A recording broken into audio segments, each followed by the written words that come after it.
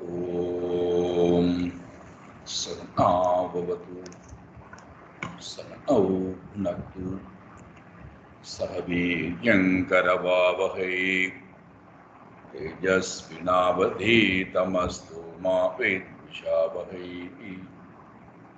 ॐ शान्ति शान्ति शान्तिः। हरिः ॐ श्रीगुरुभ्यो नमः। हरिः ॐ।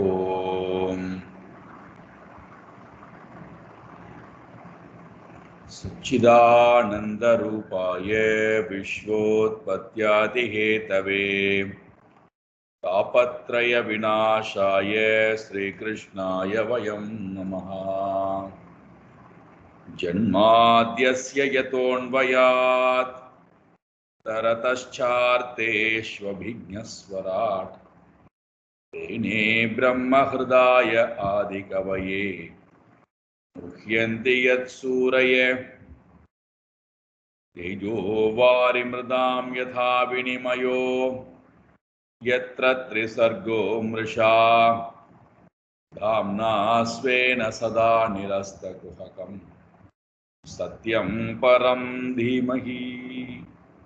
धर्मप्रोञ्जितकैतवोऽत्र परमो निर्मत्सराणां सताम् वेद्यं वास्तवमत्र वस्तु शिवदं तापत्रयोन्मूलनं श्रीमद्भागवते महामुनिकृते किं वा परैरीश्वरः सद्यो हृद्यवरुध्यतेऽत्र कृतभिः शुश्रूषुभिस्तत्क्षणात् निगमकल्पतरोर्गलितं फलं सुखमुखातमृतद्रवसंयुतं पिबत भागवतं रसमालयं मुहुरहो रसिका भुवि भावुकाः नारायणं नमस्कृत्य नरं चैव नरोत्तमं देवीं सरस्वतीं व्यासं ततो जयमुदीरयेत्।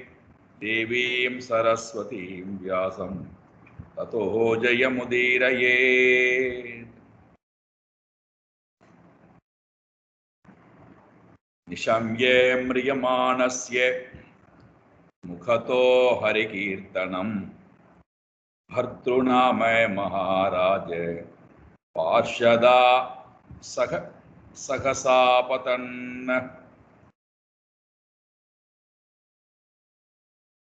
இறக்கும் தருவாயிலே இருக்கின்ற யமதூதர்களால் அழைத்து கொண்டு போக காத்து கொண்டிருக்கக்கூடிய அஜாமிலன் என்று சொல்லக்கூடிய மனிதன்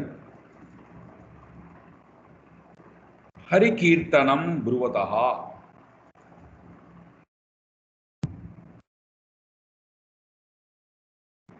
பகவானுடைய நாமத்தை கீர்த்தனம் செய்கிறான். உரத்த குரலிலே பகவானுடைய நாமத்தை அவன் கூப்பிடுகிறான். அந்த நாமத்தை கேட்ட மாத்திரத்திலேயே பர்த்துஹு நாம, இது நம்முடைய தலைவனுடைய பெயரை அல்லவா கூப்பிடுகிறார்கள். அப்பொழுது நமக்கு வேலை இருக்கிறதே, நாம் உடனடியாக போக வேண்டுமே என்று சொல்லிவிட்டு பார்ஷதாக, விஷ்ணு பகவானுடைய சபையிலே பகவானுக்கு கைங்கரியம் செய்து கொண்டிருக்கக்கூடிய தூதர்கள், விஷ்ணு தூதர்கள், சகசா அபவத்து, அங்கே ஓடி வருகிறார், விரைவாக ஓடி வருகிறார். பகவான் இதே வார்த்தையை 12வது அத்தியாயத்திலே கீதையிலே சொல்கிறார். ஏது சர்வாணி கர்மாணி மயி சந்நியஸ்ய மத்பராக அனன்யே நைவ யோகேன மாம் தியாயந்த உபாசதே தேஷாமகம் சமுத்தர்த்தா மிருத்யு சம்சார சாகராத் பவாமி நச்சிராத் பார்த்த மையாவேஷித சேதசாம். காலம் தாழ்த்துவதே இல்லையாம் பகவான். விரைந்து ஓடோடி வருகிறார். யார் எனக்காக வாழ்கிறார்கள். சர்வாணி கர்மாணி மயி சந்நியச, என்னிடத்திலே எல்லா கர்மங்களையும் அர்ப்பணித்துவிட்டு தன்னையும் தன் மனதையும் புத்தியையும் யார் என்னிடத்திலே அர்ப்பணம் செய்கிறார்களோ அப்பேற்பட்டவர்களை இறைவன் இந்த சம்சார மிருத்யு சம்சார சாகரார் நச்சிராத் பவாமி. உதாரணம் செய்வதற்காக பகவான் விரைந்து காலம் தாழ்த்துவதே இல்லை. அவருக்கு பொறுப்பு என்பது இருக்கிறது. தன் பக்தனை இந்த சம்சார சாகரத்திலிருந்து காப்பாற்றி விட வேண்டும் என்கின்ற எண்ணம்.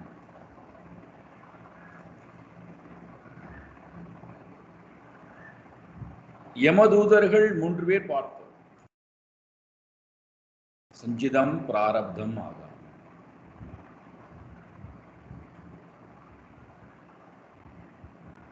விஷ்ணுவுக்கு கைங்கரியம் பண்ணி கொண்டிருக்கக்கூடியவர்கள் விஷ்ணு தூதர்கள் ஓடோடி வருகிறார்கள். அவரை அழைத்துக் கொண்டு விஷ்ணுலோகத்துக்கு போவதற்காக.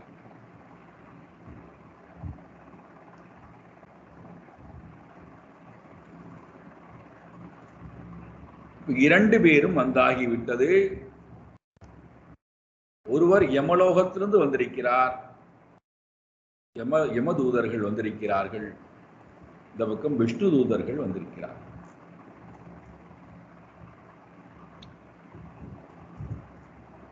இப்ப யமதூதர்கள் இந்த உயிரை பறித்துக் கொண்டு போக வேண்டும். விகர்ஷதோந்தர்ஹ்ருதயாத் தாசீபதி மஜாமிலம் யமப்ரேஷ்யான் விஷ்ணு தூதாக வாரயாமாசு ரோஜசா.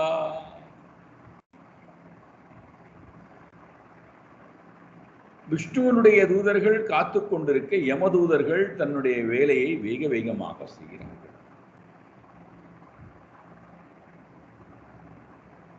தாசீபதிம் அஜாமிலம், தாசியினுடைய பதி, தாசியினுடைய வேஷியினுடைய பதியாக இருக்கக்கூடிய அஜாமிலனை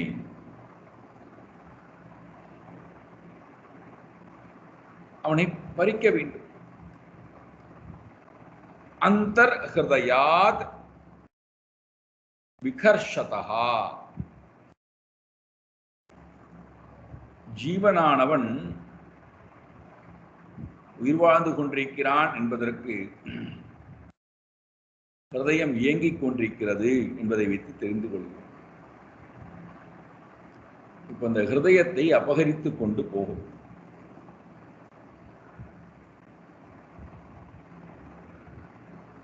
அந்தர்ஹ்ருதயாக, உள்முகமாக இருக்கக்கூடிய அந்த ஹிருதயத்தை அபகரித்துக் கொண்டு போக வேண்டும். இவனுடைய வாசனையோட சேர்ந்து இவனை இவனுடைய சூக்ஷ்ம சரீரத்தை அபகரித்துக் கொண்டு போக வேண்டும். ஸ்தூல சரீரம் இங்கேயேதான் கிடைக்கிறது.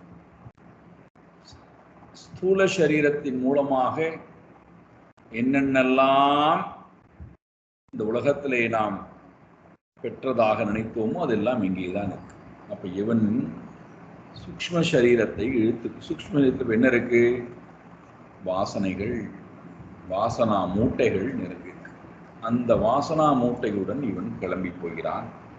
அவனை யமதூதர்கள் யம பிரேஷ்யாத், யமதூதர்கள் அவனை இழுத்து கொண்டு போவதற்கு காத்து கொண்டிருக்கிறார்கள், இழுக்கவும் செய்கிறார்கள். இந்த காட்சியை பார்த்துவிட்டு விஷ்ணு தூதாகா ஓஜசாகா, மிகவும் ஒளி பொருந்தி இருக்கக்கூடிய விஷ்ணு தூதர்கள் ஓஜசாகா, மிகவும் பலம் பொருந்தியவர்களாய் வாரயாமாசு, அவனை தடுக்கிறார்கள். விஷ்ணு தூதர்கள் யம தூதர்களை தடுத்து நிறுத்துகிறார்கள்.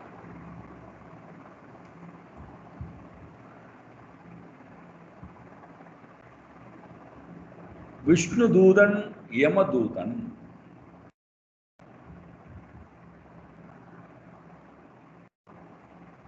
நாம் ஏற்கனவே பார்த்தோம். நியமமாக வாழாத போது யமனிடத்திலே நாம் நம்மை ஒப்படைத்தாக வேண்டும்.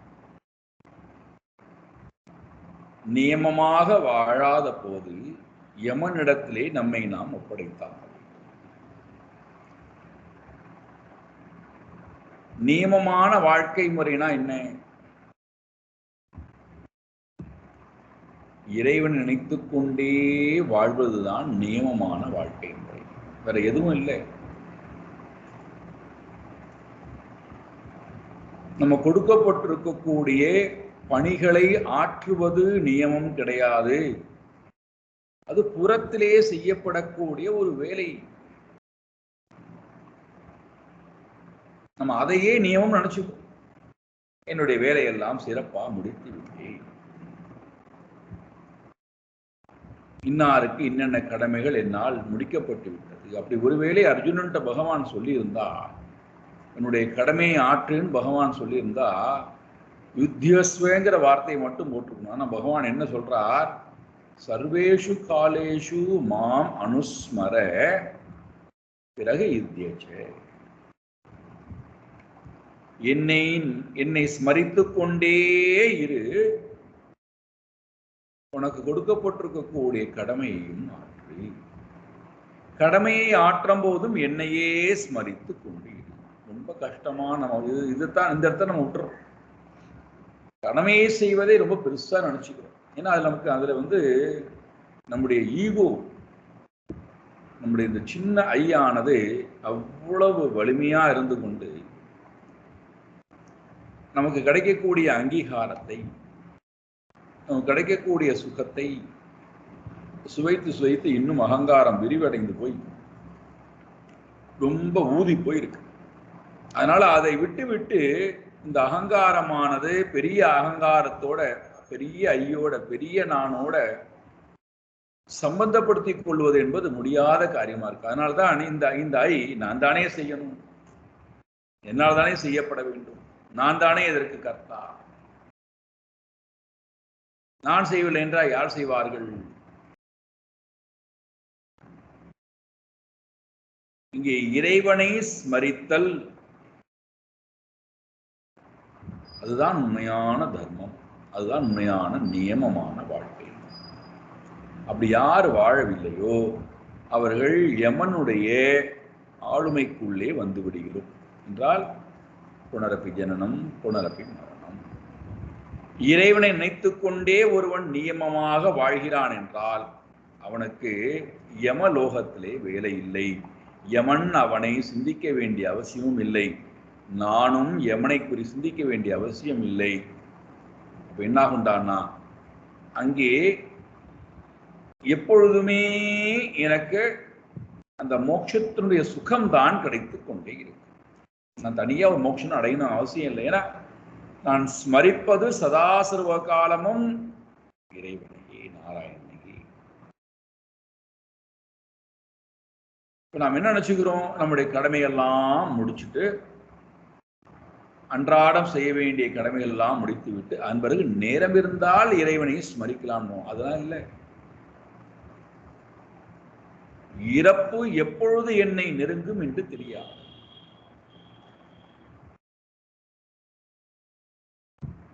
நம்மள்ட்ட சொல்லிக்கொண்டா வருகிறது, நான் வருகிறேன், இந்த நாளில் வருகிறேன், அதற்குள்ளே உன்னை தயார் செய்து கொள் என்று சொல்லிக்கொண்டா வருகிறது. பிறப்பும் நம்மிடம் கேட்டுவிட்டு வருவது இல்லை, இறப்பும் நம்மிடம் சொல்லிவிட்டு போவதும் இல்லை. இடைப்பட்ட காலத்திலே எப்பொழுது நம்முடைய ஆயுளானது அபகரிக்கப்படும் என்பதும் நமக்கு தெரியாது. என்னிடம் இருக்கக்கூடிய ஒரே கருவி அந்த கரணம் மனது. இந்த மனதை நான் இறைவனிடத்திலே அர்ப்பணம் செய்தால், இந்த மனதை இறைவனிடத்திலே நான் கொடுத்தால், மையேவ மன ஆதஸ்வ மயி புத்திம் நிவேஷய நிவசிஷ்யசி மையேவ அத ஊர்த்வம் ந சம்சயா. அழகான 12வது அத்தியாயத்திலே கீதையிலே பகவான் சொல்றார், மனதை என் வாழ்வை மையேவ மனஹா ஆதஸ்வ, நம்ம மனதை இறைவனிடத்திலே மட்டும் வைக்கிறது இல்லை. அவ்வளவு தூரத்துக்கு நல்லவர்கள் நம்மெல்லாம். இறைவனிடத்திலே மனதை வைப்பது. எல்லாத்துலேயும் மனம் போய் அமருவதற்கு தயாரா இருக்கு. அதனால ராமேஸ்வர பரமஹம்சர் சொல்றார், இறைவனுடைய மாலையிலும் போய் அமரும் ஒரு ஈ, சாக்கடையிலும் இருக்கக்கூடிய மலத்திலும் போய் அமரக்கூடிய ஈ, தேனிலிடத்திலும் வந்து அமரக்கூடிய ஈ, இப்படி எல்லா இடத்திலும் அமரக்கூடிய ஈ அப்படின்னு ஒண்ணு இருக்கு. தேனில் மட்டுமே அமரக்கூடிய ஈ அப்படின்னு ஒண்ணு இருக்கு. தேனை மட்டுமே சுவைக்கக்கூடிய, அல்ல வேற எதுலையுமே உட்காராது. மனிதர்களும் எல்லாவற்றிலும் சஞ்சாரம் செய்ய, பிரவൃத்தியிலேயே சஞ்சாரம், எல்லா பிரவൃத்தியில் இருக்கக்கூடிய விஷயத்திலும் மனதை கொண்டு போய் வியாபித்து வைக்கக்கூடிய ஆற்றல் படைத்தவர்கள். பக்தன் என்று சொல்லக்கூடியவன் பகவானை தவிர வேற யாரிடத்திலும் மனதை செலுத்தாதவன். யாரிடத்திலும் இறைவனை தவிர மனம் வேற எந்த ஒன்றிலும் போகாமை.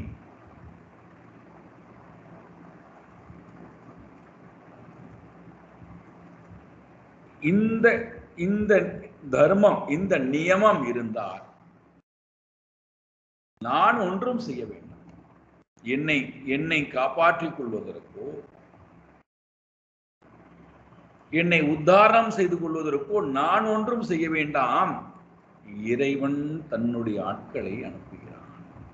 இறை தூதர்கள், விஷ்ணு தூதர்கள் அங்கே வருகிறார்.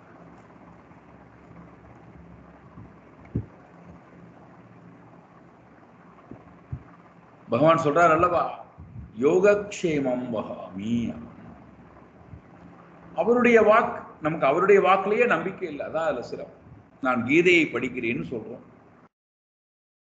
ஆனால் பகவானுடைய வாக்கு, நீ என்னிடத்திலே மனதை வை, எனக்காக வாழ், உனக்கு என்ன வேண்டுமோ அதை நான் கொடுக்கிறேன், உன்னை காப்பாற்ற வேண்டிய பொறுப்பும் என்னுடையது, உனக்கு வேண்டியதை கொடுக்க வேண்டியதும் என்னுடைய பொறுப்பு, உன்னை காப்பாற்ற வேண்டிய பொறுப்பும் என்னுடையது.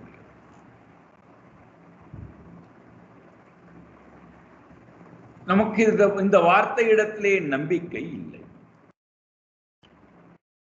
ஆனா நம்ம பக்தன்னு சொல்லிக்கிறோம்.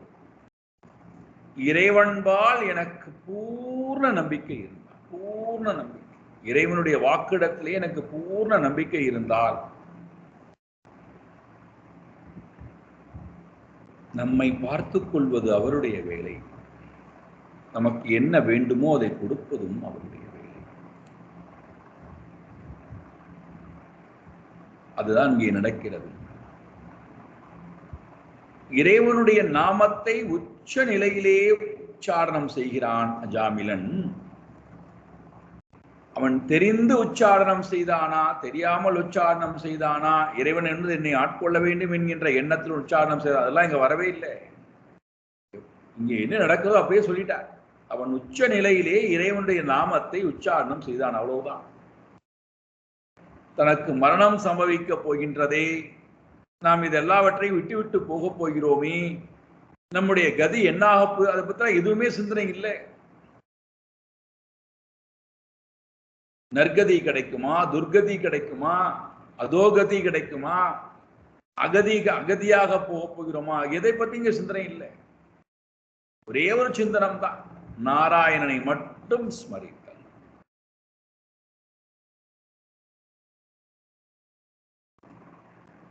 அந்த ஸ்மரணம் இறைவனை எட்டுகிறது. இறைவனுடைய தூதர்கள் ஓடி வருகிறார்.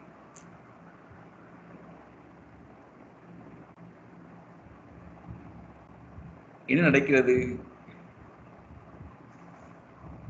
விஷ்ணு தூதர்களுக்கும் யம தூதர்களுக்கும் இடையிலே வாதம், சம்வாதமானது நடக்கிறது. விஷ்ணு தூதர்கள் யம தூதர்களை தடுக்க, யமதூதர்கள் கேட்கிறார்கள், எதற்காக எங்களை நீங்கள் தடுக்கிறீர்கள்? எங்களுடைய வேலையை செய்ய விடுங்கள். யமராஜன் இட்ட கட்டளை, இந்த உயிரை இங்கிருந்து அப்புறப்படுத்த வேண்டும், இந்த சரீரத்திலிருந்து அப்புறப்படுத்த வேண்டும் என்பது எங்களுக்கு இருக்கப்பட்டிருக்கூடிய கட்டளை. அந்த உத்தரவை தடுப்பதற்கு நீங்கள் யார்? கஸ்யவா குதஹ ஆயாதாஹ கஸ்மாதஸ்ய நிஷேதத கிம் தேவா உபதேவாயா யூயம் கிம் சித்த சத்தமாக. கஸ்யவா யாருடையவர்கள் நீங்கள்? யாரை சேர்ந்தவர்கள் நீங்கள்? யார்? எதற்காக எங்களை தடுக்கிறீர்கள்? நாங்கள் எங்களுடைய பணியை ஆற்றுவதற்கு வந்திருக்கிறோம். எதற்காக எங்களை நீங்கள் தடுக்கிறீர்கள்? யார் நீங்கள்? குதஹ ஆயாதாக, எங்கிருந்து வருகிறீர்கள்? எதற்காக இங்கே வந்திருக்கிறீர்கள்?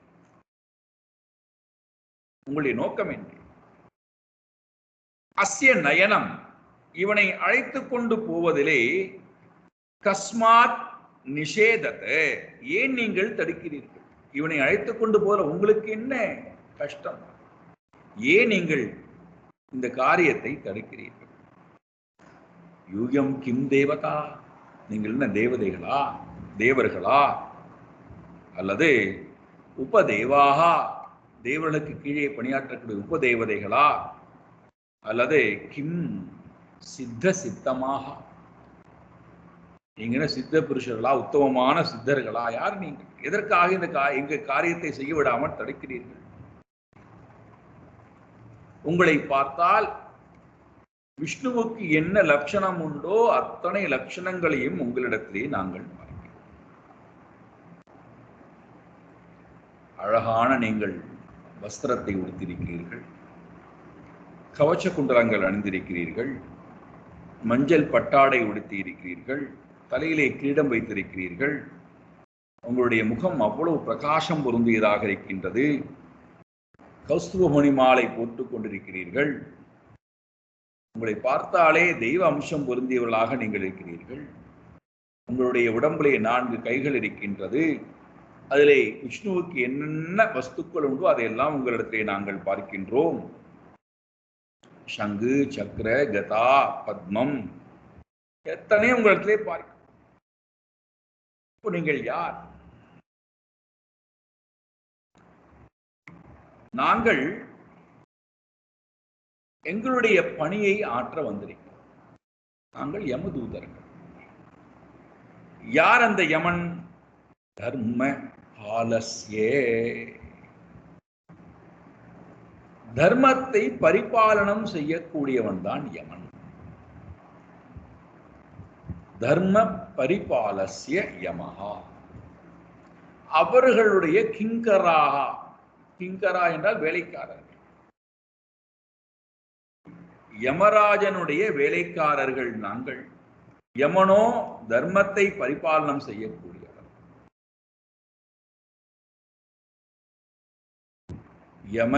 யமங்கிற வார்த்தைக்கு அர்த்தம் என்னவென்றால் ஒழுங்கு, கட்டுப்பாடு, நியதி.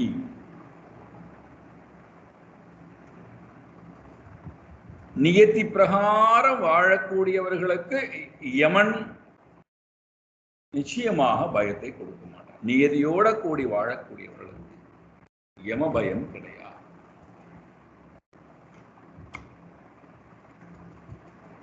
அப்போ அப்பேற்பட்ட தர்மத்தை பின்பற்றி தர்மத்தை பரிபாலனம் செய்யக்கூடிய இடத்துல இருக்கின்ற யமராஜனுடைய கிங்கரர்கள், வேலைக்காரர்கள் நாங்கள். எங்களை ஏன் நீங்கள் தடுக்கிறீர்கள்?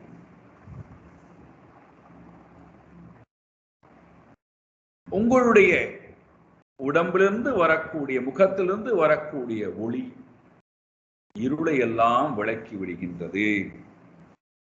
அப்பேற்பட்ட பிரகாசம் பொருந்திய நீங்கள் யார்? எதற்காக இங்கே வந்து இந்த காரியத்தை தடுத்துக் கொண்டிருக்கிறீர்கள்? யமதூதர்களிடத்திலே விஷ்ணு தூதர்கள் பேச ஆரம்பிக்கிறார்கள். யாருக்காக? அஜாமிலன் என்று சொல்லக்கூடிய ஒரு ஜீவனுக்காக. அந்த ஜீவன் தெரியாத்தனமாக நாராயணனுடைய நாமத்தை உச்சாரணம் செய்துவிட்டது, அவ்வளவுதான். இப்போ விஷ்ணு தூதர்கள் யமதூதர்களிடத்திலே இவ்வாறு யமதூதர்கள் கேட்டதற்கு பிறகு விஷ்ணு தூதர்கள் கேட்கிறார்கள். ரொம்ப அழகான ஒரு சம்வாதம். நமக்கு நிறைய செய்திகள் இந்த சம்வாதத்திலிருந்து கிடைக்கிறது. யூயம் வை தர்மராஜஸ்ய யதே நிர்தேசகாரிணஹ ப்ரூத தர்மஸ்ய நஸ்தத்வம் யச்சா தர்மஸ்ய லக்ஷணம். நீங்கள் சொல்லுகிறீர்கள், நாங்கள் தர்மத்தை பரிபாலனம் செய்யக்கூடிய யமனுடைய கிங்கரர்கள், வேலைக்காரர்கள் என்று சொல்லுகிறீர்கள். அவருடைய உத்தரவின் பேரில் நாங்கள் இந்த காரியத்தை செய்ய வந்திருக்கிறோம் என்று சொல்லுகிறீர்கள். அப்படி என்றால் எங்களுக்கு கொஞ்சம் சொல்லுங்கள். நகா, எங்களுக்கு தர்மஸ்ய யத் தத்துவம், தர்மமானது, நீங்கள் தர்மம் தர்மம் என்று சொல்லுகிறீர்கள் அல்லவா, அந்த தர்மத்தினுடைய சொரூபத்தை எங்களுக்கு சொல்லுங்கள்.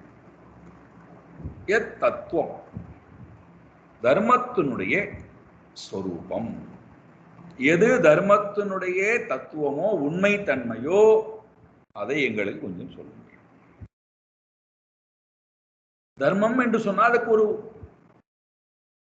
உண்மைத்தன்மை இருக்கும் அல்லவா, இதெல்லாம் சேர்ந்ததுதான் தர்மம், இப்படியெல்லாம் இருந்தால் தர்மம் அப்படின்னு சொல்லுவோம் அல்லவா, அந்த தத்துவத்தை எங்களுக்கு சொல்லுங்கள். ரொம்ப அழகான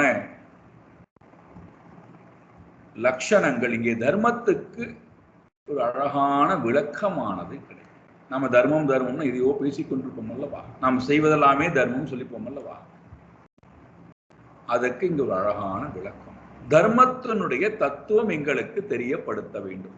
விஷ்ணு தூதர்களுக்கு தெரியாதான்? நமக்காக இந்த கேள்வியானது விஷ்ணு தூதர்களால் யம தூதர்களிடத்திலே கேட்கப்படுகிறது. தர்மஸ்ய தத்துவம், யத் தத்துவம், தர்மத்திற்கு என்ன சொரூபம் உங்களால் சொல்லப்படுகிறது? தர்மஸ்ய லட்சணம், தர்மத்துக்கு லட்சணம் கொடுங்கள், பிரமாணம் கொடுங்கள். இந்தந்த அடையாளங்கள் தர்மத்துக்கு இருக்க வேண்டும் என்று அந்த அடையாளங்களை பிரமாணமானது எங்களுக்கு உங்களால் கொடுக்கப்பட வேண்டும்.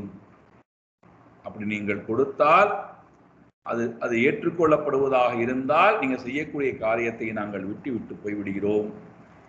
இல்லை என்றால் நாங்கள் சொல்வதை நீங்கள் கேட்டாக வேண்டும். தர்மஸ்ய தத்துவம், தர்மஸ்ய லட்சணம், தர்மத்தினுடைய சொரூபம், தர்மத்தினுடைய அடையாளம். அந்த அந்த அந்த தர்மத்துக்கு நீங்க தத்துவம் சொன்னா அதுக்கு அடையாளம், பிரமாணம் கொடுக்கணும். எங்கிருந்து தர்மமானது பேசப்படுகிறது? நீங்கள் சொல்வது தர்மம் கிடையாது. அந்த தர்மத்துக்கு ஒரு அடையாளம், எங்கிருந்து இந்த பிரமாணம் கொடுக்கணும். இங்கே இவ்வாறு சொல்லப்பட்டுள்ளது, அதுக்கு நீங்க அடையாளம், பிரமாணம் கொடுக்கணும். அப்ப லட்சணத்தையும் நீங்கள் சொல்ல வேண்டும்.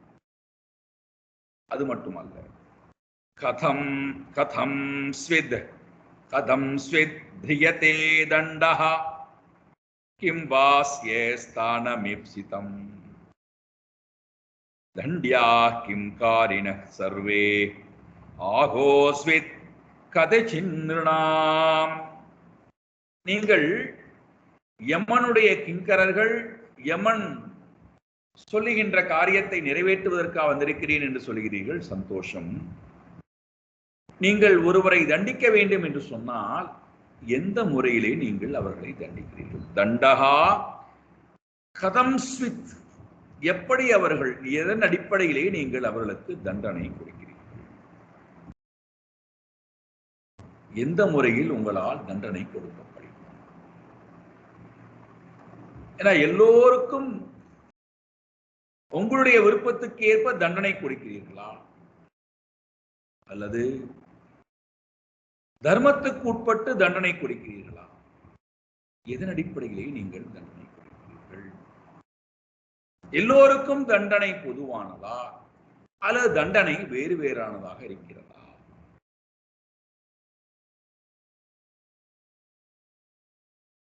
நீங்கள் தண்டனை கொடுக்கிறேன் என்று சொல்கிறீர்கள்.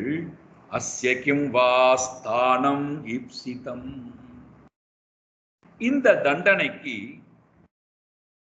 நீங்கள் இப்ப கொடுக்க போகிறீர்களே, இந்த இவனுக்கு தண்டனை மரணம் என்று சொல்லக்கூடிய உடலில் இருந்து உயிரை பிரித்தல், இந்த தண்டனைக்கு எது எத் ஸ்தானம், கிம் ஸ்தானம் இப்சிதம், எது விஷயமாக இருக்கின்றது? எந்த விஷயத்தின் அடிப்படையிலேயே இவனுக்கு இந்த காரியத்தை நிறைவேற்றுவதற்காக இங்கே நீங்கள் வந்திருக்கிறீர்கள்.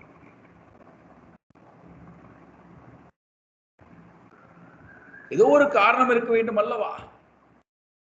ஏதோ ஒரு விஷயத்தை கருதான நீங்கள் உயிரை பறிக்க வருகிறீர்கள். எந்த விஷயத்தின் அடிப்படையிலே இவனுடைய உயிரானது பறிக்கப்படுகிறது?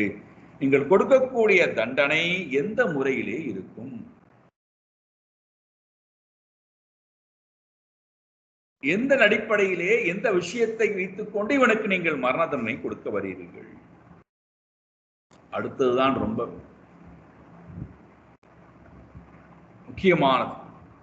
சர்வே காரிணகா தண்டயாக கிம். சர்வே காரிணகா, எல்லா கர்மிகளும் காரியத்தை ஈடுபட்டிருக்கக்கூடிய எல்லா கர்மிகளும் தண்டனைக்கு உரியவர்களா? கிம் தண்டையாக, எல்லா கர்மிகளும் சர்வ காலமும் தர்மமும் பிதற்றிக் கொண்டிருக்கிறோம் அல்லவா? அந்த அந்த கர்மத்தை செய்யக்கூடிய எல்லோருக்கும் தண்டனை உண்டா, அல்லது ஒரு சிலர் தான் தண்டிக்கப்படுகிறார்களா? யார் எவ்வாறு எப்படி தண்டிக்கப்படுகிறார்கள்? அல்லது அதுவா அகோஸ்வித் நிர்ணாம் கதிச்சித், மனிதர்கள் தான் இவ்வாறு தண்டிக்கப்படுகிறார்களா, அல்லது மிருகங்களும் அதிலே உண்டா? அல்லது ஒரு சிலர் தான் இவ்வாறு தண்டிக்கப்படுகிறார்களா? கர்மிகள் தண்டிக்கப்படுகிறார்கள் என்றால் எல்லா கர்மிகளும் தண்டிக்கப்படுகிறார்களா? கர்மத்தில் ஈடுபட்டிருக்கூடிய எல்லா கர்மிகளும் தண்டிக்கப்படுகிறார்களா? அதிலும் மனிதர்கள் தான் தண்டிக்கிற கர்மம் என்று வந்துவிட்டது என்றாலே மிருகங்களும் கர்மம் செய்கிறது, செடி கொடிகளும் கர்மம் செய்கிறது, தாவரங்களும் கர்மம் செய்கிறது. ஒரு செல் தாவரத்திலிருந்து அறுசல் தாவரம் வரை, அதே போல 14 லோகத்தில் கூட எல்லோரும் கர்மம் செய்கிறார்கள். அப்படி இருக்கும்போது எல்லோருக்கும் ஒரே மாதிரியான தண்டனை உண்டா, அல்லது கர்மிகள் என்று வரும்போது ஒரு சில கர்மிகளுக்குத்தான் நீங்கள் இவ்வாறு தண்டனை கொடுக்கிறீர்களா? உங்களுடைய தண்டனையினுடைய ஸ்வரூபம் என்ன, லட்சணம் என்ன? எதற்காக இந்த தண்டனை கொடுக்கப்படுகிறது? எல்லோருக்கும் தண்டனை கொடுப்பீர்களா, அல்லது ஒரு சாராருக்கு மட்டும் தண்டனை கொடுப்பீர்களா? எப்படி நான் இதை புரிந்து கொள்வது?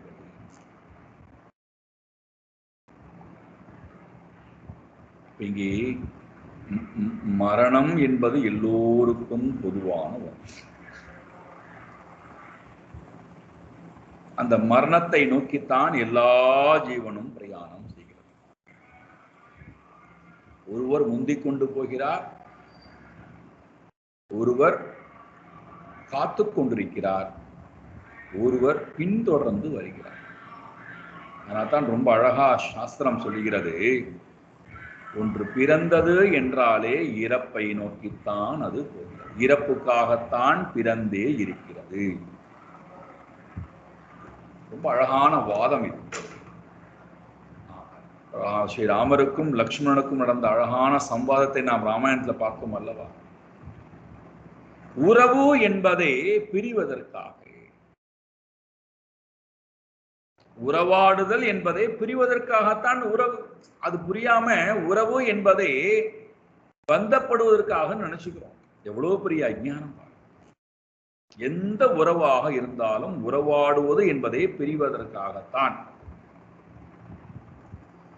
காயாக பூவானது மொட்டாக, பூவாக, காயாக மாறுவதை, கனியாக மாறுவதே அது அந்த காம்பிலிருந்து கீழே விழுவதற்காகத்தான். ஜலம் ஆவியாகி மேலே போவதே கீழே மழையாக கொட்டுவதற்காகத்தான்.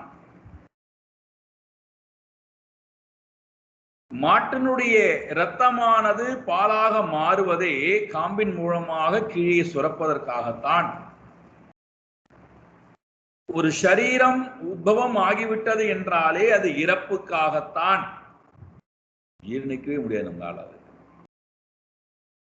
ஜாதஸ்ய ஹி த்ருவஹா மிருத்யுஹு துருவம் ஜன்ம மிருத்தஸ்ய ச. அதனால்தான் எந்த ஒன்று தோன்றினாலும் அதுக்கு ஒரு முடிவு என்பது உண்டு. துக்கமா, துக்கத்துக்கு ஒரு முடிவு உண்டு. இன்பமா, இன்பத்துக்கு ஒரு முடிவு உண்டு. நமக்கு ஏன் ஏற்றுக்கொள்வதற்கு ஜீரணிப்பதற்கு முடியவில்லை என்றால் மற்றவர்களோட ஒப்பிட்டு பார்க்க ஆரம்பிக்கிறோம்.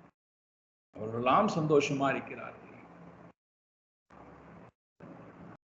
இவ்வளவு காலம் சந்தோஷமா இருந்திருக்கிறார்களே, இவ்வளவு முறை சந்தோஷத்தை அனுபவித்திருக்கிறார்களே அப்படின்னு நாமளா கற்பனை பண்ண. எந்த ஒன்றாக இருந்தால் தோன்றியவை அழிந்தாக. பாருங்கள், ஒரு வஸ்துவை அக்னியிலே உஷ்ணப்படுத்துறோம்.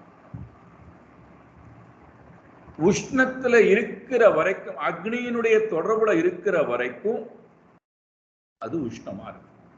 அக்னியினுடைய தொடர்பை நீக்கிவிட்டால் அது தன்னுடைய பழைய தன்மைக்கு போவதோடு மட்டுமல்லாமல் 4 மணி நேரம், 5 மணி நேரம் அல்லது 10 மணி நேரத்துக்கு பிறகு அது தன்னுடைய உண்மையான சொரூபத்தை இழக்கிறது, அழிந்து போவதை நாம் பார்க்கிறோம்.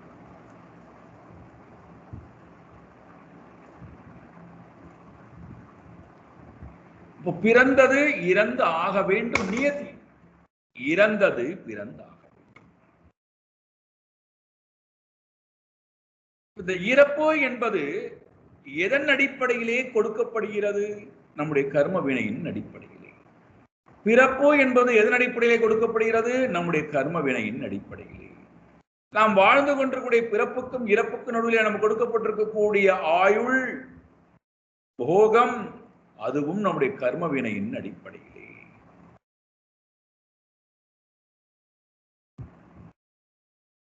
அப்ப நமக்கு தண்டனை வருகிறது, அதுவும் கர்ம வினையின் அடிப்படையிலே. நமக்கு சந்தோஷம் வருகிறது, அதுவும் கர்ம வினையின் அடிப்படையிலே. சுகம் வருகிறது, கர்ம வினையின் அடிப்படையில். துக்கம் வருகிறது, கர்ம வினையின் அடிப்படையிலே. இழப்பு வருகிறது, கர்ம வினையின் அடிப்படையிலே. பிறப்பு வருகிறது, கர்ம வினையின் அடிப்படையிலே. உறவுகள் கூடுகிறது, கர்ம வினையின் அடிப்படையில். உறவுகள் பிரிகிறது, கர்ம வினையின் அடிப்படையிலே.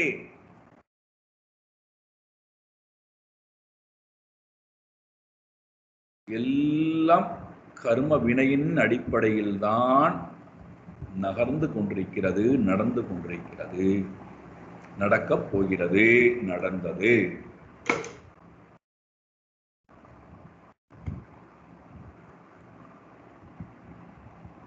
அப்படின்னா இப்ப நமக்கு கேள்வி வரும், கர்ம வினையின் அடிப்படையில் தான் எல்லாமே நடந்து கொண்டிருக்கின்றது என்றால் நான் நல்ல கர்மாதானே செய்திருக்கிறேன், இந்த பிறவியிலே யாருக்கும் எந்த கெடுதலுமே நான் செய்யவில்லையே, அப்ப எனக்கு ஏன் கஷ்டமே வருகிறதுன்னா இந்த புலம்பல் ஆரம்பிச்சோம். நாம் என்ன தவறா புரிந்து கொண்டிருக்கிறோம், அல்லது நம்முடைய அறியாமை என்னவென்றால் போன பிறவி என்பது இருக்கு என்பதை நம்மால் ஏற்றுக்கொள்ள முடியவில்லை. அது ஏற்றுக்கணும்னா கொஞ்சம் அறிவு பயன்படுத்தணும். அறிவு பயன்படுத்தாத வரைக்கும் நமக்கு ஒண்ணுமே புரியாது. உதாரணம் பாருங்களேன், கொஞ்சம் ஆராய்ச்சி பண்ணுவோம், ஏன்னா ரொம்ப முக்கியமான இடம். ஏன்னா தண்டனை எதன் அடிப்படையிலே கொடுக்கப்படுகிறது, எந்த விஷயத்தின் அடிப்படையிலே கொடுக்க, எல்லோருக்கும் தண்டனை கொடுப்பாயா, எல்லா கருமிகளுக்கும் தண்டனை கொடுப்பீர்களா, அல்லது அதுலேயும் விதிவிலக்கு இருக்கின்றதா என்கின்ற கேள்வி வரும்போது, உதாரணத்துக்கு எடுப்போமே, ஆகாசத்திடத்திலிருந்து மேகக்கூட்டத்திடத்திலிருந்து மழை என்பது, ஜலம் என்பது வருகிறது. இப்போ கேள்வி என்னன்னா, ஆகாசத்துக்கு இந்த ஜலம் எப்படி போனது? மேகக்கூட்டத்துக்கு எங்கிருந்து ஜலம் கிடைத்தது? இது கேள்வி. இல்லாத ஒன்றிலிருந்து இருக்கின்ற ஒரு பொருள் வர முடியாது அல்லவா? சயின்ஸ். இருப்பதிலிருந்து தான் இருப்பது வர முடியும், இல்லாத ஒன்றிலிருந்து இருப்பு என்பது வர முடியாது. அப்போ இல்லாத ஒன்றிலிருந்து இருப்பு வர முடியாதுன்னா அப்ப எங்கேயோ ஒரு இடத்துல அது இருந்திருக்க வேண்டும். இந்த இப்படி எடுத்துக்கலாம். இந்த நிறைய நாங்கள்லாம் சாதுக்கள் அப்படின்னு சொல்லக்கூடியவர்கள் அல்லவா, நிறைய இந்த சித்திகள் எல்லாம் செய்யக்கூடியவர்கள், அஷ்டமா சித்தியை பயன்படுத்தி நம்மை தன் கட்டுப்பாட்டில் வைத்துக் கொண்டிருக்கக்கூடியவர்கள் இருக்கிறார்கள் அல்லவா. அவர்கள்ட்ட நீங்க போனீங்கன்னா லிங்கம் எடுத்து கொடுப்பது, விபூதி கொடுப்பது, குங்குமம் கொடுப்பது, கல்கண்டு கொடுப்பது, தங்க செயின் எடுத்து கொடுப்பது, தங்க மோதிரம் எடுத்து கொடுப்பது, இதெல்லாம் ஏதோ அவர் உற்பத்தி பண்ணி கொடுக்கிறாரா என்றால் இல்லை.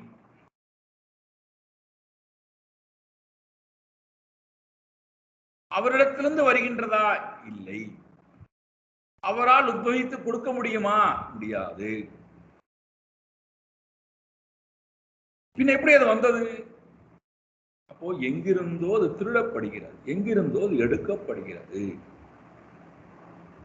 ஒரு இடத்திலிருந்து அந்த பொருள் எடுக்கப்பட்டு இன்னொருவரிடம் அது கொடுக்கப்படுகிறது. அப்போ அந்த செயலை செய்யறது யாரு? சித்தி என்று சொல்லக்கூடிய சூக்ஷ்ம சரீரமானது, அதற்கு உருவம் கிடைத்து அந்த உருவமானது எங்கிருந்தோ போய் ஒரு பொருளை எடுத்து கொண்டு வந்து இங்க இருக்கக்கூடிய நபருக்கு அந்த பொருளை இந்த பாத்திரத்தின் மூலமாக நாம நினைச்சுக்கிறோம் இவர் கொடுக்கிறார், இவரே உற்பத்தி பண்ணி கொடுக்கிறார், இவரால் தான் இது உற்பத்தி பண்ணி கொடுக்கப்பட்டதுன்னு நினைச்சுக்கிறோம். எப்படி ஒரு வயிற்றின் வழியாக ஒரு ஜீவன் வெளியேறுகிறதோ அதே போல அந்த அந்த அந்த வயிறு என்பது அதற்கு ஒரு காரணம், அவ்வளவுதான். அந்த வயிறுக்கும் அந்த அந்த அந்த சிசுவுக்கும் எந்த தொடர்பும் இல்லை. இந்த வயிற்றினால் அந்த சிசுவை உற்பத்தி பண்ண முடியுமானா முடியாது. சுமப்பதற்கு தான் அதிகாரம் இருக்கு, இறக்கி வைப்பதற்கு அதிகாரம் இருக்கு. அப்ப உற்பத்தியானது எங்கிருந்தோ அந்த பொருள் இந்த வயிற்றுக்குள்ளே வந்து சேர்ந்து கொள்கிறது. அப்ப இல்லாத ஒன்று உற்பத்தி ஆகவில்லை, இருப்பதுதான் இப்பொழுது இருக்கக்கூடிய ஒரு சரீரத்தை எடுத்துக்கொண்டு வரும். சூக்ஷ்ம சரீரம் ஏற்கனவே இருக்கு, வாசனா ரூபமாக ஒரு சூக்ஷ்ம சரீரம் இருக்கு. அந்த சூக்ஷ்ம சரீரமானது ஒரு ஸ்தூல சரீரத்தை தேர்ந்தெடுத்து, இந்த பாத்திரத்தின் மூலமாக நான் வெளியிலே போனால் என்னுடைய கர்ம வாசனைகள் அழிவதற்கு பிரயோஜனமாக இருக்கும் என்று அந்த சூக்ஷ்ம சரீரம் தேர்ந்தெடுத்து வருகிறது. இந்த உலகத்திலே அந்த சரீரத்துடன் வாழ ஆரம்பிக்கிறது. அவ்வளவுதான். அப்போ இருப்பதிலிருந்து தான் இருக்கின்ற ஒன்று வருகிறதே தவிர இல்லாத ஒன்றிலிருந்து இருப்பது வரவில்லை. அப்போ இந்த பிறவி, இந்த சரீரம் என்பது இந்த சரீரத்துக்கு மட்டும் கர்ம வினை அல்ல, போன பிறவியினுடைய கர்ம வினையினுடைய தொடர்ச்சி இந்த சரீரம். அதனாலதான் இந்த சரீரத்துல போன பிறவியினுடைய கர்ம வினையைத்தான் நாம் இந்த சரீரத்திலே அனுபவித்துக் கொண்டிருக்கிறோமே தவிர நாம புதிதாக எதையும் உற்பத்தி பண்ணி அனுபவிக்கவில்லை. புதிதாக எதையும் உற்பத்தி பண்ண முடியாது. போன பிறவியினுடைய கர்ம வினை அதனுடைய உந்து சக்தியினால அதுல அபிமானம் கொள்ளும் போது அப்போ நாம ஆகாமி கர்மத்தை சேர்த்துக்கிறோம். ஒருவேளை போன ஜென்மத்தினுடைய கர்மவினை இந்த சரீரத்தை நடக்கிறது, நான் அதற்கு கர்த்தா இல்லைன்னு சொல்லிட்டா, அபிமானம் இல்லாமல் இருந்து விட்டால் அப்போ நான் என்ன பண்றேன், அந்த செயல்ல ஈடுபடுறது இல்லை. வருகின்றதெல்லாம் ஏற்றுக்கொள்ள ஆரம்பித்து விட்டேன் என்றால் அப்போ புதிதாக ஆகாமி வருவது இல்லை. பிராரப்தத்தை ஏத்துக்கிறேன், அனுபவிக்கிறேன். சஞ்சிதமானது வேகமாக அழிந்து கொண்டே வருகிறது. இந்த மனம் தூய்மை அடைந்து இறைவனின்பால் போவதற்கு தகுதி படைத்ததாக மாறுகிறது. இதெல்லாம் உங்களுக்கு தெரியும். எதற்காக சொல்லப்பட்டதுன்னா,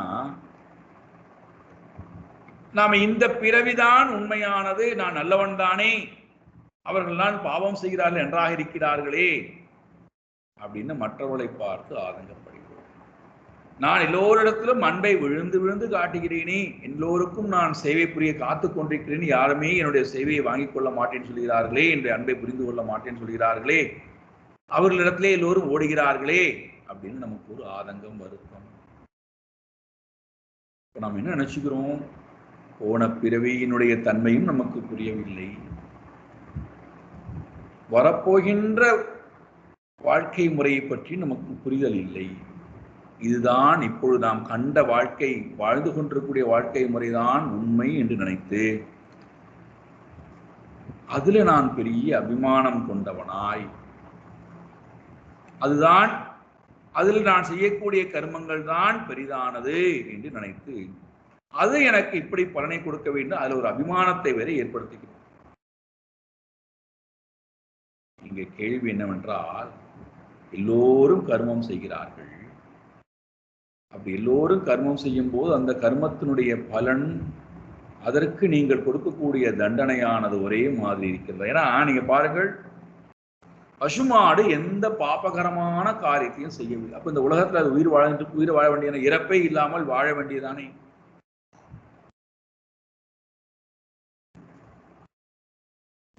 அவ்வளவு நன்மை அதனால இருக்கு. ஆனா அதுக்கு இறப்பு வருகிறது அல்லவா? அப்போ அது தண்டனை தானே. அதனுடைய உயிரை பறித்தல் என்பது தண்டனை தானே. சாதுக்கள் எல்லோருக்கும் நன்மை செய்கிறார்கள். அவர்களுக்கு எதற்கு வியாதி வர வேண்டும்? அவர்களுக்கு மரணம் வர வேண்டும்? அவர்களை அப்படியே விட்டுவிட வேண்டியதானே. எதற்கு அவர்களுக்கு தண்டனை கொடுக்கப்பட வேண்டும்? விவேகானந்த மகாராஜை எடுத்துக்கொள்ளுங்கள். அவருடைய வாழ்க்கை 39 வருட காலம்தான். பாரதி எடுத்துக்கொள்ளுங்கள், 32 வருட காலம்தான். ஞானசம்பந்தருடைய வாழ்க்கை எடுத்துக்கொள்ளுங்கள், அதே போல சொல்ப காலங்கள் தான். உடனடியாக பறிக்கப்படுகிறது. ஆனால் பாபிகள் பாருங்கள், 100 வருடம் கடந்து வாழ்கிறான். அப்போ நாம் நினைச்சுக்கிறோம், வாழ்ந்தால் அவன்தான் புண்ணிய ஆத்மா, எல்லாவற்றையும் அனுபவித்தால் அவர்கள்லாம் புண்ணிய ஆத்மா, பாக்கியவான்கள் அப்படின்னு நாம் நினைச்சுக்கிறோம். நம்முடைய தவறான புரிதல், தவறான அறிவு. நாமெல்லாம் தண்டிக்கப்பட்டவர்கள், அவர்களெல்லாம் தண்டனைக்கு உட்படாதவர்கள் அப்படின்னு நினைச்சுக்கிறோம். அல்ல, அவர்களெல்லாம் தண்டிக்கப்பட்டவர்கள், நாமெல்லாம் புண்ணிய ஆத்மா அப்படின்னு நினைச்சுக்கிறோம். எதன் அடிப்படையிலே இதெல்லாம் நடக்கிறது? அதான் எங்களுக்கு வேணும். இந்த கேள்வியை விஷ்ணு தூதர்கள் யமதூதர்களிடத்திலே கேட்க, யமதூதாகா ஊச்சு, யமதூதர்கள் பேச ஆரம்பிக்கிறார். ரொம்ப எடுத்த மாத்திரத்திலேயே ரொம்ப அழகா பதில். ஒரே பல கேள்வி இருந்தா கூட அந்த கேள்வி எல்லாம் சுருக்கி ஒரே பதில் கொடுத்துறார். வேத பிரணகிதோ தர்மோ ஹ்யதர்மஸ்தத் விபர்யயஹ வேதோ நாராயண சாக்ஷா ஸ்வயம்பூரிதி சுஷ்ருமே. என்ன அழகான பதில்! இந்த ஒரு பாடல் போல் நம்முடைய எல்லா சந்தேகங்களுக்கும், எல்லா கேள்விகளுக்கும் விடை கொடுக்கக்கூடியது. தர்மம் தர்மம் தர்மம் என்று சொல்லுகிறோமே, அந்த தர்மம் எங்கிருந்து வருகிறது? யார் அந்த தர்மத்தை நமக்கு உபதேசம் செய்கிறார்கள்? எப்படி அந்த தர்மத்தை நான் நம்புவது? வேதோஹோ பிரணகிதோஹோ தர்மஹா. வேதம், வேதத்தினால் நமக்கு உபதேசம் செய்யப்படக்கூடிய விஷயங்கள் எதுவோ அதுதான் தர்மம்.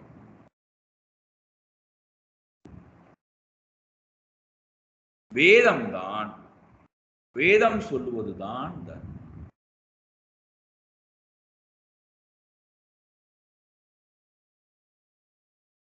இதுல பாருங்கள், வேத பிரணிகிதா தர்மஹா.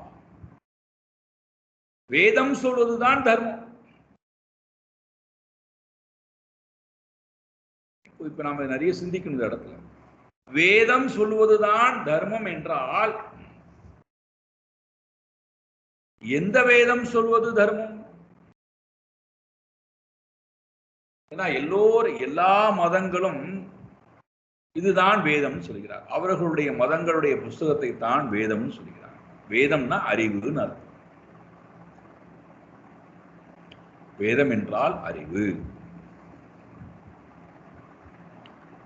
எந்த அறிவை பற்றி வேதம் பேசுகிறது?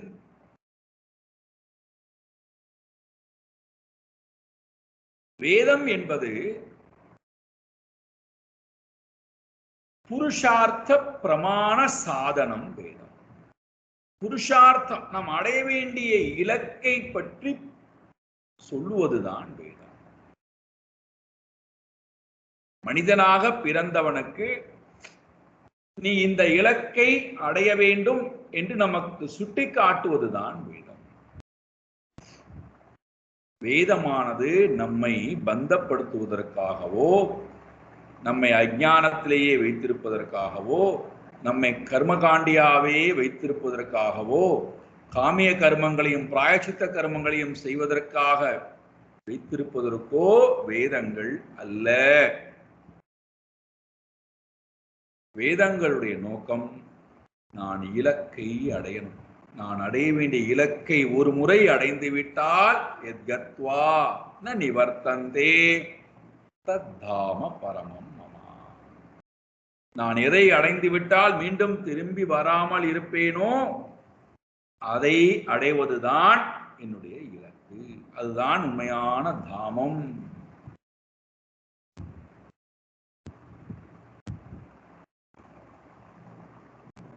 அந்த வேதமானது இதுதான் நீ அடைய வேண்டிய இலக்கு என்று எதை இலக்கை காட்டுகிறது? ஷம் என்பதை இலக்காக காட்டுகிறது. தர்ம அர்த்த காம மோட்சம். அந்த இலக்கை காட்டுவது. இலக்கை மட்டும் காட்டிவிட்டால் பிரயோஜனம் இல்லை. இதுதான் இலக்கு அப்படின்னு சொல்லிட்டு சும்மா இருந்து விட்டால் நாம் அந்த வேதத்தை படிக்க வேண்டிய அவசியமே இல்லை. அதை அடைவதற்கு உண்டான அறிவையும் சாதனத்தையும் போதிப்பது வேதம். புருஷார்த்த சாதனம் விதந்தி வேதா. புருஷார்த்தம் இலக்கு, சாதனம் அதை அடைவதற்கு உண்டான கருவி, வழிமுறை. அதையும் எது ஒன்று எனக்கு காட்டுகிறதோ அதுக்கு பெயர் வேதம் என்று பெயர். இந்த ரெண்டும், இலக்கையும் காட்டணும், அதுக்குண்டான சாதனம் அறிவையும் காட்ட வேண்டும், கொடுக்க வேண்டும். சரி, இலக்கையும் அறிவையும் சாதனத்தையும் கொடுத்தல் வேதம் என்றால், வேதமானது ஒரு குறிப்பிட்ட நபர்களால் கொடுக்கப்பட்டிருக்கிறதா? அவர்களுடைய சொந்த விருப்பு வெறுப்பின் அடிப்படையிலே வேதத்தை அந்த மாதிரி கொடுத்து விட்டு போய்விட்டார்களா? ஏன்னா இப்ப நாம எல்லாரும் என்ன சொல்றோம்? நிவர்த்தி மார்க்கம் என்பது எங்களுக்கெல்லாம் கிடையாது. யார் வாழ்க்கையிலே தோல்வி அடைந்து விட்டானோ, யாரு வாழ்க்கையிலே வாழ்வதற்கு அருகதையே இல்லாமல் இருக்கிறானோ, முயற்சியே இல்லாமல் இருக்கின்றானோ, யார் வாழ்க்கையிலே எல்லோராலும் அடித்து துரத்தப்பட்டவர்களாக இருக்கிறார்களோ அவர்களுக்கு வேதத்தை படிப்பதற்கு, உபநிஷத்தை படிப்பதற்கு அருகதை உடையவர். நாங்களெல்லாம் ரொம்ப ரொம்ப தர்மத்தை பின்பற்றக்கூடியவர்கள், கடமை ஆற்றக்கூடியவர்கள். எங்களுக்கு நிறைய கடமை இருக்கிறது. நாங்கள் எதற்கு வேதங்களை படிக்க வேண்டும்? அதெல்லாம் சோம்பி கிடக்கக்கூடியவர்களுக்கு, வாழ்க்கையிலே முயற்சி இல்லாதவர்களுக்கு, இயலாமை உடையவர்களுக்கு, அவர்களுக்குத்தான் வேதங்கள் உபநிஷதங்கள் எல்லாம். அவர்களுக்காக எழுதப்பட்டது. அவர்களுக்காக யாரோ காண்டு கொண்டு சொல்லிவிட்டு போய்விட்டார்கள். அவர்கள் அந்த மாதிரி சோம்பி கிடந்தவர்கள் சொல்லிவிட்டு போய்விட்டார்கள். அப்படி ஒருவேளை நாம் எடுத்துக்கொண்டால், வேதம் என்பது யாராலும் தன்னுடைய விருப்பு வெறுப்பை கொண்டு எழுதியது அல்ல. ஆனால் தான் வேதத்துக்கு இன்னொரு பேர் அப்பௌருஷேயம் என்று பெயர். தமிழ்ல சொல்லணும்னா எழுதா கிளவி. அதை யாரும் இயற்றவில்லை, எழுதவில்லை. அப்பௌருஷேயம் என்றால் புருஷனால் இயற்றப்பட்டது அல்ல, மனிதனால் இயற்றப்பட்டது அப்படின்னு சொல்லிட்டா அப்ப என்ன ஆகும்? அதுல எல்லா ஏற்றத்தாழ்வும் ஒரு குறிப்பிட்ட காலம் அந்த அறிவானது அந்த காலகட்டத்திலே அந்த மக்களுக்கு பிரயோஜனமானதாக இருக்கும். அந்த அந்த சூழ்நிலைகளுக்கு அந்த வாழ்க்கை முறைக்கு ஏற்புடையதாக இருக்கும். அது மற்ற இடத்திற்கோ மற்ற மனிதர்களுக்கோ மற்ற வாழ்க்கை முறைக்கோ மற்ற நாட்டிற்கோ மற்ற சூழ்நிலைகளுக்கோ அந்த ஞானம் ஏற்புடையதாக இருக்க வாய்ப்பு இல்லை. நாம் என்ன பார்க்கிறோம்? வேதத்தில் சொல்லப்பட்டிருக்கக்கூடிய விஷயங்கள் எல்லா மனிதர்களுக்கும் எல்லா காலத்திலும் எல்லா நிலைகளிலும் எல்லோருக்கும் ஏற்புடையதாக இருப்பதற்கு காரணம் என்ன? அது யாராலும் இயற்றப்பட்டது அல்ல.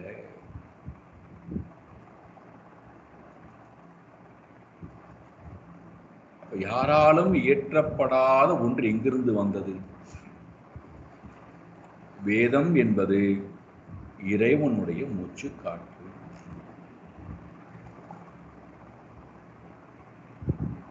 இறைவனுடைய மூச்சு காற்று வேதம்னு சொல்றோம். அப்போ இறைவன் வேறு வேதம் வேறு அல்ல. இறைவன் வேறு வேதம் வேறு அல்ல.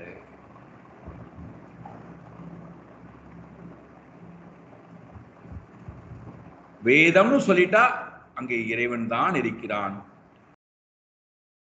வேதம் எதை பற்றி பேசுகிறது? இறைவனை பற்றித்தான் பேசுகிறது. வேதம் யாரு? நாராயணனே. நாராயணன் யாரு? வேத ரூபமாக இருக்கிறார். வேதம் என்பது தர்மத்தை சொல்லக்கூடிய பிரமாண கருவி.